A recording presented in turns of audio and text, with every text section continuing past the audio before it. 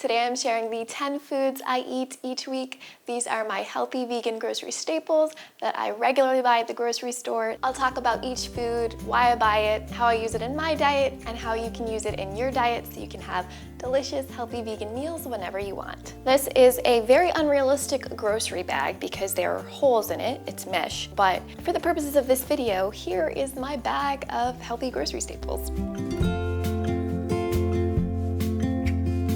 First up, we have some sweet potatoes. These are yams, and this is a Japanese sweet potato. The most common way I use these is I pop them in the oven. I bake them for about 40 to 45 minutes at 400 degrees Fahrenheit. They get nice and soft and break down, and the natural sugar is so satisfying. Can use them as kind of an alternative to bread. I top them with chickpeas or lentils and hummus and sauerkraut and avocado. So many different stuffed sweet potato options you can do. I also love having sweet potatoes for breakfast, so sometimes I top them with almond butter and jam or fresh fruit, so it's like a peanut butter and jelly, but it's grain-free. I also put sweet potatoes in smoothies because the natural sweetness really balances the smoothie. It brings some creaminess, and it's just overall delicious, especially with cocoa powder and dates and almond butter. It tastes like a milkshake, so you can find a recipe for that in the description box below as well. I also love using sweet potatoes in curries and stews, especially when I use my Instant Pot because the high pressure really breaks down the starch in the sweet potato, so it almost melts into the curry or the stew or the soup or whatever it is. I have a jackfruit sweet potato curry that I think you will love. You can find it in the description box below. And as a vegan, I feel like it's my social duty, responsibility to tell the world how wonderful sweet potatoes are because they are kind of underrated. Regular potatoes usually get more attention, and in my opinion, sweet potatoes are actually better. And I know that's kind of a controversial opinion, so let me know in the comments below. Do you prefer regular potatoes or sweet potatoes? Next up, we have some organic kale. I'm vegan, and in case you hadn't heard, vegans love kale. We do, it's true. I do always buy organic kale because unfortunately, kale is one of the vegetables that is most heavily pesticized. Pesticized is not a word. It is one of the vegetables on the Dirty Dozen list, which is a list of fruits and vegetables that have pesticides in the greatest quantity. So I do try to always buy organic kale. First, if you're making a salad, you gotta massage the kale. You can massage it with extra virgin olive oil or lemon juice. Just get in there, do the massage. It takes a couple minutes and it breaks down the toughness in kale. So it's easier to digest, tastes better, tastes almost sweeter, and then use a good dressing. Don't use a bottle dressing. I'm sorry, they're usually not very good. Later in the video, I'll show you how to make a oil-free tahini dressing that is great with kale salad. In addition to salads, I also use kale for grain bowls, or what I call grains and greens, where I mix grains and greens, so I get the comforting heartiness of the grains and I get the goodness of the greens. That's a common meal I eat every single week. I also often use kale whenever I'm making a kind of hearty, rich dish that needs a little bit of green to go with it. So whether it's a pasta or it's a curry or a soup, just throw in some kale, let it cook down for a few minutes, and then you've got some greens in your diet. And of course, I use this superfood for smoothies. Smoothies are a great opportunity to add kale or spinach or any kind of greens. If you want more smoothie tips, I have a whole video on that on my channel, so I've linked to that in the description box below. My last tip is to make some kale chips. It takes kale from this to crispy chip-like snacks. Even my boyfriend, who says he hates kale, asks me to make kale chips all the time. That's how good they are. I really recommend you try them out. Next up, we have some avocados, which are full of healthy, unsaturated fats that are good for your hair and your nails and your skin and your heart and your brain, and of course they taste delicious. And if you want to know how to buy a good ripe avocado, you're gonna look at your avocado and there's like this little stub here. If you remove it and you see a little bit of green flesh peeking through, it's a good one. If the flesh looks brown, put it back. And also, feel it. If it's really, really soft, it's bad. If it's rock hard, it doesn't mean it's gonna be bad, but if you need to eat it today or tomorrow, it's not going to be ripe. If you do want to ripen your avocados a bit quicker, you can put them in a brown paper bag with a banana, and the chemical reaction between those two fruits helps speeden up the process of ripening for the avocado, so try that out next time you are impatient for your avocado to ripen. With regard to how to use avocados, obviously I put them on salads and grain bowls. I make guacamole out of it. That's probably my favorite use. And if you want to be real basic, smashed avocado toast is delicious. Just need to mash up some avocado with lemon juice, salt and pepper, maybe some chili flakes. I also like to mash avocado up with chickpeas for a heartier option, so it's like a sandwich. There's so many things you can do with avocados. You can also put them in smoothies. That is the #1 way to get the most creamy, luscious smoothie texture that is just like a milkshake. I also use it to make creamy sauces. You can puree some avocado, add some plant milk, some lemon juice, salt and pepper, and you have a really creamy, easy pasta sauce. You can also put avocado in pesto. It's not traditional, but it does make it really creamy and luscious, and it minimizes the amount of oil you need to use to bring the pesto together. So I love making avocado pesto.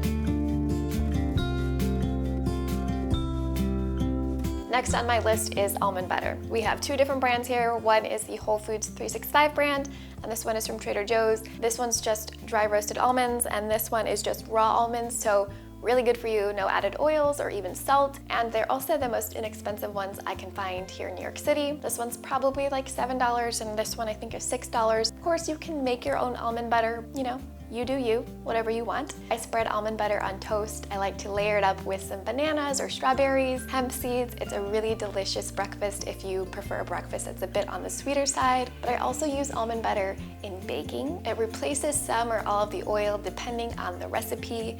It's high fat like oil, but it's less processed and better for you. So I love doing that with cookies or brownies or other kinds of baked goods. You can also put almond butter in smoothies.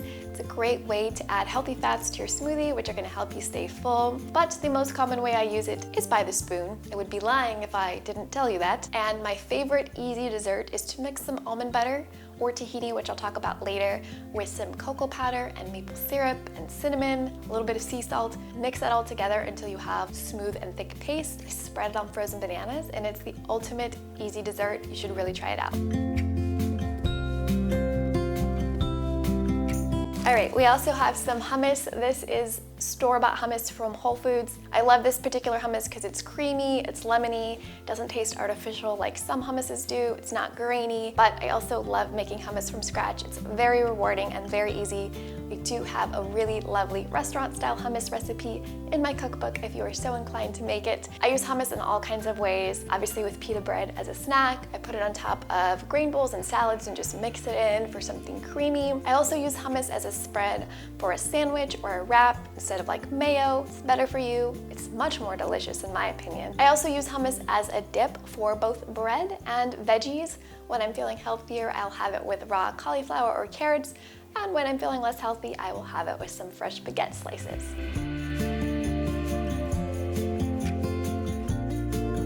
Next up, we have some lemons, which might seem like a boring addition to my grocery list, but it is something I buy multiple times a week, and they are so useful and versatile. First thing in the morning, I will have some warm water with lemon juice or apple cider vinegar, and that just gets my digestive system working, my metabolism running. I'll also slice up some lemons and put it in a jug of cold water, keep that in the fridge, and then I can have lemon water throughout the day, which is a little bit more interesting than just drinking plain water. The other most common way I use lemons is a source of acid for a salad dressing. Adds that nice fresh zing that you're looking for in a way that sometimes vinegar can't quite do. I also sprinkle lemon juice over cooked veggies and beans to freshen them up, especially at the end of cooking a heavy dish like a curry or a soup, because that acidity is going to bring out all the flavors and bring a nice freshness. It's not just the juice I use, I also use the zest. I get it off using a microplane. I put it in some vegan cheeses, I put it in desserts, sprinkle it over veggies, and it's just an excellent way to add some freshness.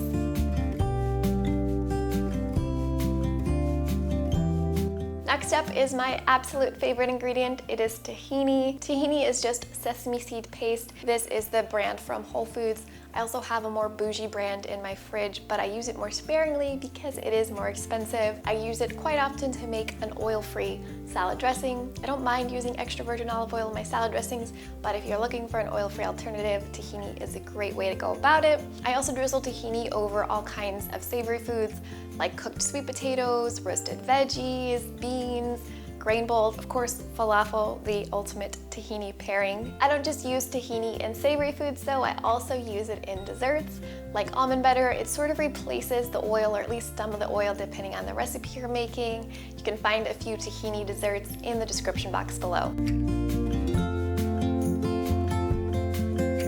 Next, we have what I consider one of the world's best foods, Garlic. One of my pet peeves is when I come across recipes online and it's like, you will need 1 garlic clove. You always need more than 1 garlic clove. Almost all of my savory dishes begin with garlic. It makes everything taste better, taste like it's supposed to taste, adds some flavor and aroma. One of my favorite ways to use garlic is to slice off the top so all of the cloves are exposed, drizzle it with a little bit of olive oil and roast it in the oven. It just kind of oozes out. You can use that in mashed potatoes, you can use it in a salad dressing or a sauce, and it has that ultimate sweet but savory combination. It's so good.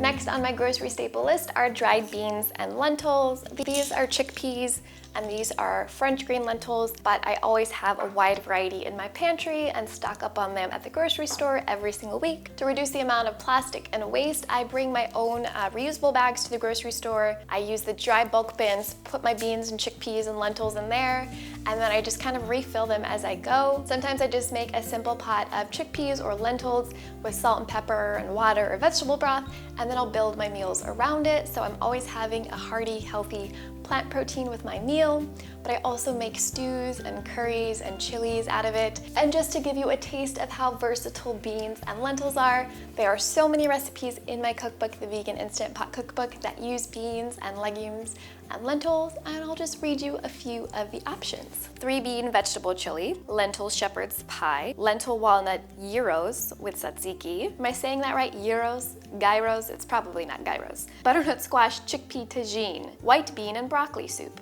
spiced lentil, kale, and sausage soup. If you love your beans and lentils and you like your Instant Pot, you definitely gotta check this out.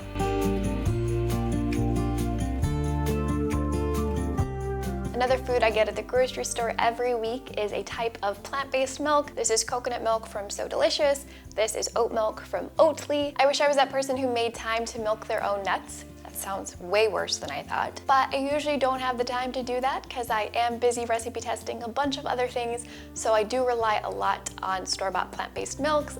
I obviously use plant-based milk a lot for breakfast, like chia seed pudding or smoothies or granola or porridge, but I also use it in savory applications when I'm making a curry and I want it to be a little bit creamier, or I'm making a soup and it needs a little bit of thickness, or in a lot of desserts I will use plant-based milk. I add some lemon juice or apple cider vinegar, it turns into buttermilk, so just a wide variety of things you can do with plant-based milk.